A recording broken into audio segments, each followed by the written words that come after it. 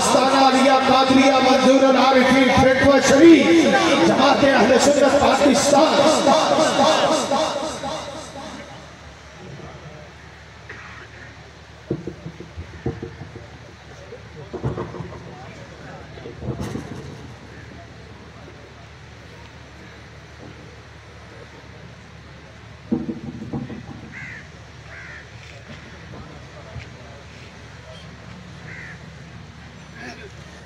الحمدللہ رب العالمین والعاقبۃ للمتقین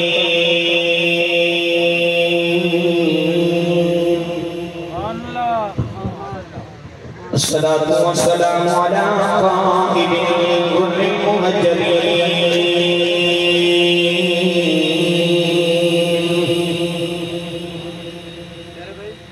وآلہ الطیبین الطاہرین وأصحابہ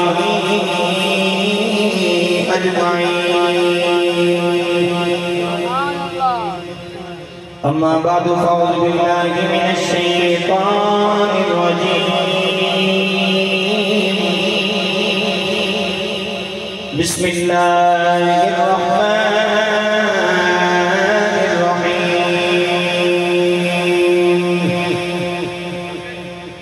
قل إن الفضل بيد الله يؤتيه من يشاء.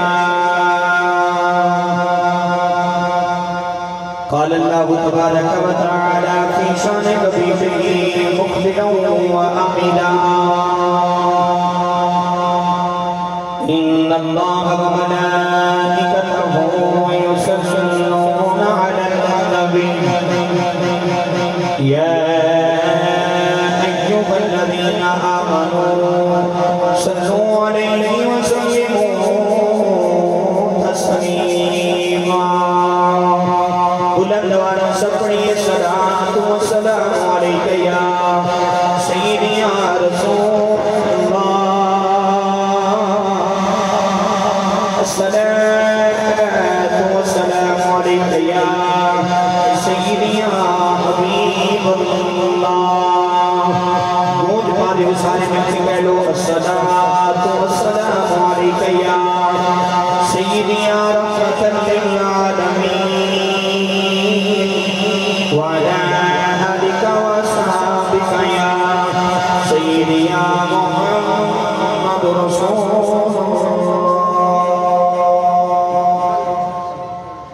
اللہ تعالیٰ کی حمد و ثنا درود و سلام بارگاہ سید الانبیاء نبی الانبیاء تاجدار انبیاء احمد مصطفیٰ جناب محمد مصطفیٰ صلی اللہ علیہ وبارک وسلم بعد واجب الاحترام سادات کرام علماء ذی احتشام اور میرے کریم آقا علیہ السلام نے پیارے غلاموں، جیسا کہ تو انہوں معلوم ہے کہ اجدائی پتیسہ اتباع بسلسلہ سلامہ غوث اعظم آستانہ عالیہ قادریہ منظور العارفین حکمہ شریف انعقاد پذیر ہے، جس کے اندر تسی پہ میں شرکت کی سعادت حاصل کر رہے ہیں.